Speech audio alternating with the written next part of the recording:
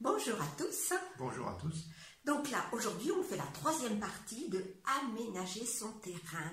Là, vous avez fait votre haie, elle est plantée. Alors on va voir ce qu'il faut faire après.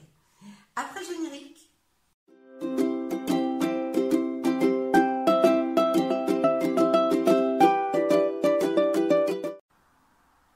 La dernière fois, dans la partie 2, on avait suggéré que l'on pouvait faire un potager, un petit verger, des arbres fruitiers en espalier par exemple, un coin de jeu pour les enfants.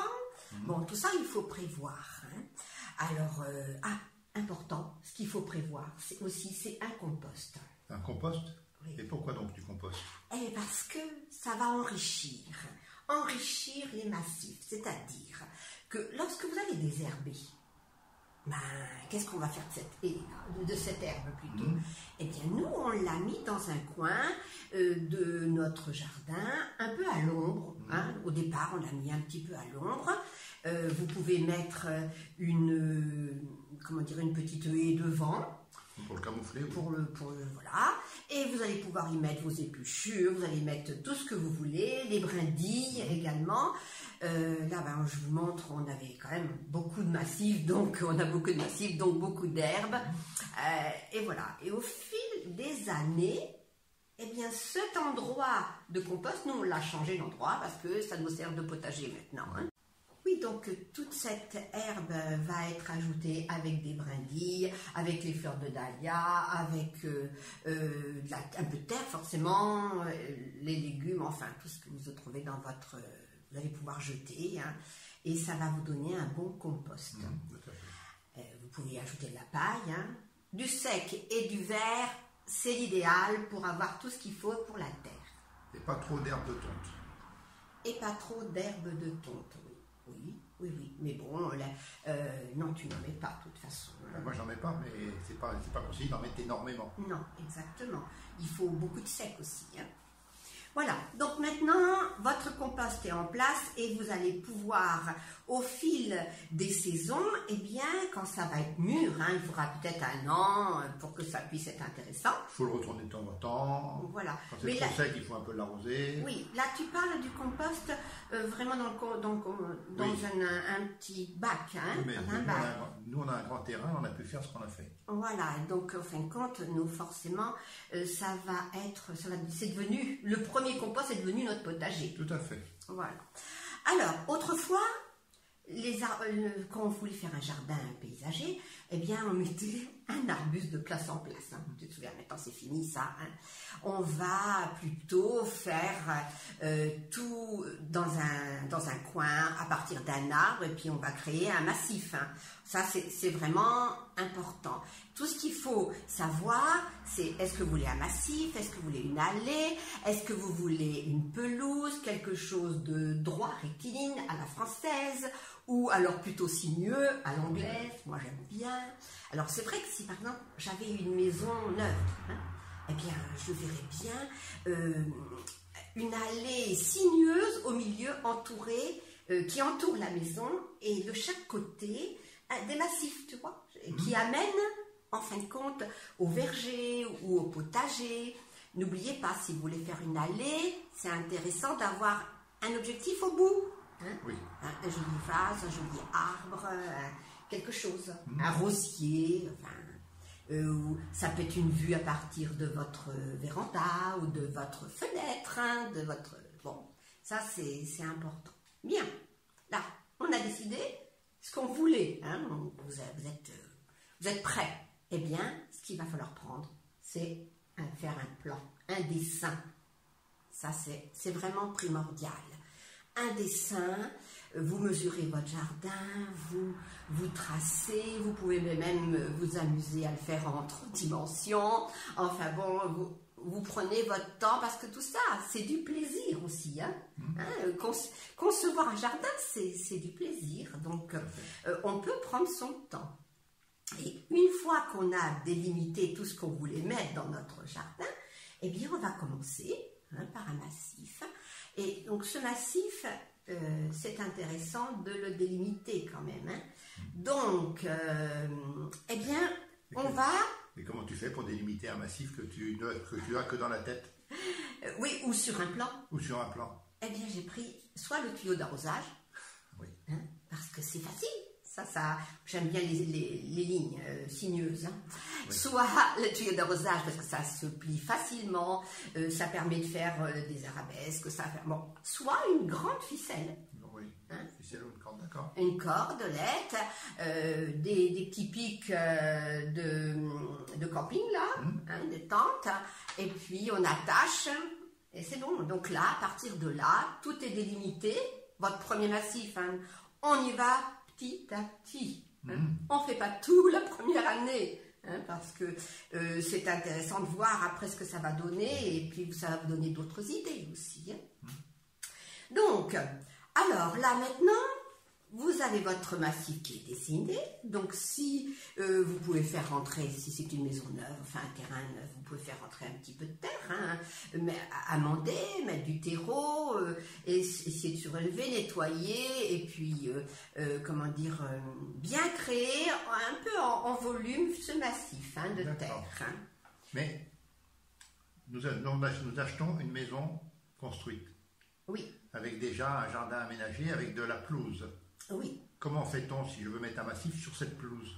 Alors, il y a deux solutions. Soit, on enlève l'herbe. Ouais. On va donc délimiter et on va enlever. Et on la met sur le compost. On va la mettre sur le compost.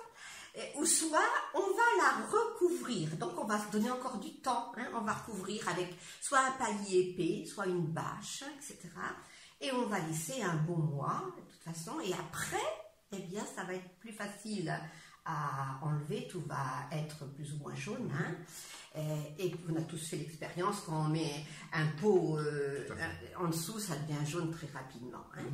Et puis bon, vous allez pouvoir rajouter un petit peu de terreau, un petit peu de terre, ce que vous pouvez pour votre massif, ce que vous allez trouver en fin de compte. Alors maintenant, oui, j'ai bien dit, l'important c'est de commencer, mais de ne pas faire tout en même temps. On y avance petit à petit. Alors, maintenant on est prêt à la plantation. Alors, c'est intéressant de savoir qu'est-ce qu'on va planter. Alors, le plus haut à l'arrière, bien sûr. Bon, c'est sûr, on a notre haie à l'arrière, mais ou un mur, mais ce que vous allez voir, vous allez mettre peut-être 1,50 m, 2 mètres de massif en largeur. Donc, il va falloir du plus haut à l'arrière jusqu'en dégradé pour le devant. Donc, on pense également, actuellement, on a quand même beaucoup de sécheresse, beaucoup. Donc, il y a des plantes qui supportent plus la sécheresse, les canicules, tout ça. Nous, on a remarqué que la sauge, ça fleurit tout l'été. Oui, tout à fait. Tout l'été, même pendant la sécheresse, la canicule. Le carex, qui est des jolies herbes. Les graminées, ça se plaît, même si au départ il faut bien arroser, après ça marche. Qu'est-ce qui est très joli, vous pouvez alterner également des couleurs, des plantes de couleurs. On a des... des euchères qui sont de couleur sombre ou orangée. Vous avez également le petit noir là. Ton sureau noir? Oui, mais le sureau noir, il va... Oui, tout à fait. Et ça va monter. Donc, mais on peut le tailler, en fait. Ça dépend ce que vous voulez avoir comme du fleuri, non fleuri. Ce qui est intéressant aussi, c'est de choisir des arbres, des plantes qui fleurissent à différentes saisons. Comme ça, on est toujours content, il y a toujours quelque chose. Et à l'extrême limite, après, on peut rajouter, s'il y a des trous, quelques dahlias. Moi, j'aime beaucoup les dahlias. N'oubliez pas les rosiers, c'est très joli.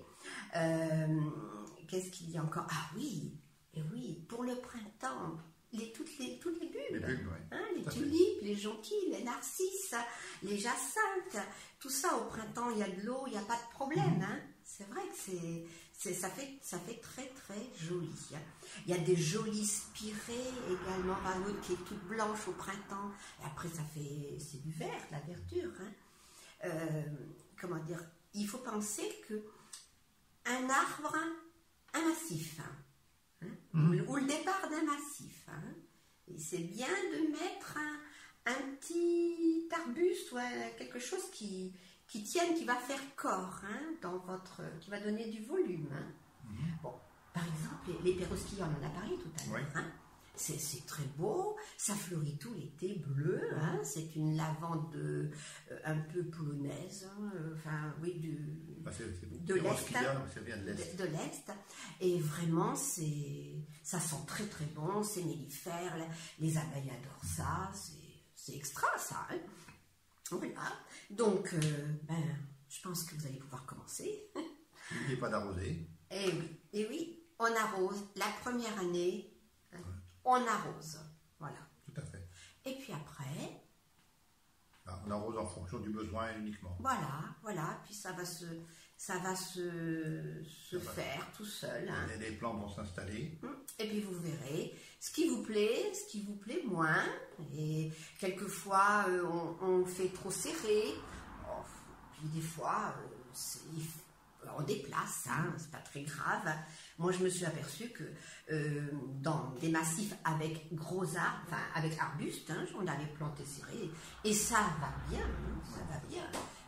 Ça fait pas mal d'ombre en dessous, mais ça se plaît en fait. Voilà. Eh bien, on espère qu'on va pouvoir vous apporter des idées. Tout à fait. À vous de vous lancer. Au revoir. Au revoir, à bientôt.